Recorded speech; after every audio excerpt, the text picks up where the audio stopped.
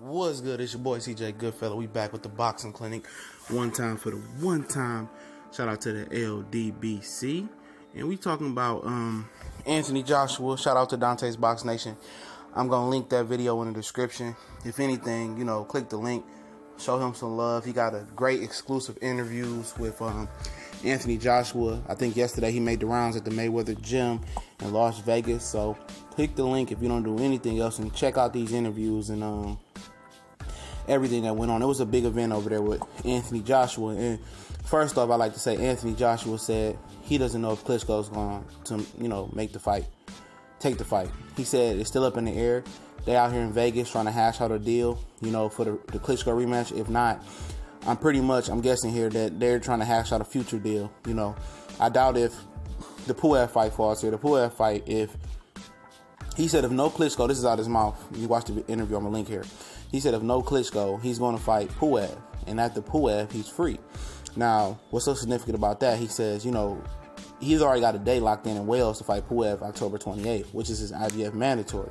So if Ortiz and Wilder actually get it on, it kind of helps Joshua for the simple fact that, he doesn't have to drop that WBA belt, and, he can do what he want to do there. And that's why I have a very strong feeling that Luis Ortiz and Wilder will get done. Stavern is going to step aside. I'm telling you guys. If he doesn't, I'll be shocked. Because no TV network wants to pick up that Stavern fight. He hasn't did absolutely jack shit after that. So I'm very confident that a deal will be hashed out with Heyman and Don King and, Romain Stavern, whoever's all involved, James Prince, that he will step aside and let this happen. And I think Klitschko, I told you guys, he's not taking that rematch in my opinion. And Vegas might entice him to take the rematch, but I think it's best for him to step aside and just let it go. Let Joshua hash something out with the MGM Grand T-Mobile Arena. Fight Pulev in Wales. And he said basically he wants to build up the Deontay Wilder fight. And here's my thought on that. Deontay Wilder, and not even just Deontay Wilder, every heavyweight, I've been telling you guys in a lot of videos, is very vulnerable to being knocked out and beat. I mean, anybody in the top 10 can beat anybody at any given moment in this heavyweight division, just about. In the heavyweight division, we know the punch, the puncher's chance is amplified more than any other weight class. And for them to try to build this fight up, and if Wilder loses to Ortiz, and that fight loses all steam, even though it would be like Wilder passing the torch as far as fanfare, or if he loses to Stavern. Joshua versus Stavern, Joshua versus Ortiz is nowhere big or as big as fighting Wilder. Joshua versus Wilder. So them trying to age this thing out, I think hopefully it doesn't happen where the apple cart is upset with Juan Lopez. We wanted to see that versus Gamboa for years. That got upset. A lot of fights that was supposed to come to fruition that never did, and you probably could name a lot of them, but we don't see that. And we know that Luis Ortiz has a real chance, and he probably will be favored over Deontay Wilder in most hardcore and purist boxing fans' eyes.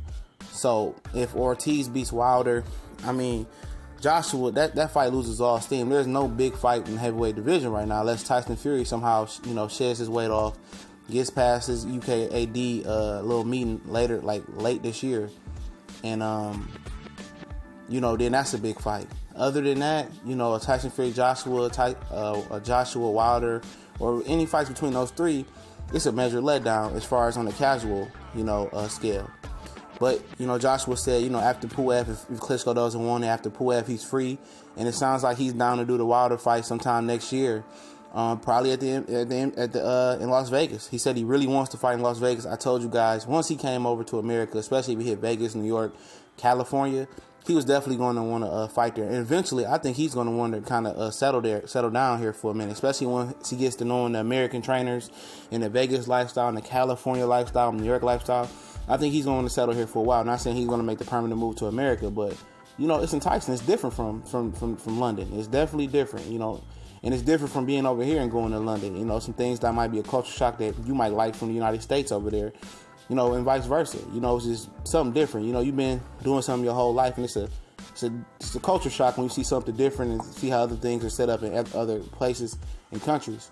So, we'll see.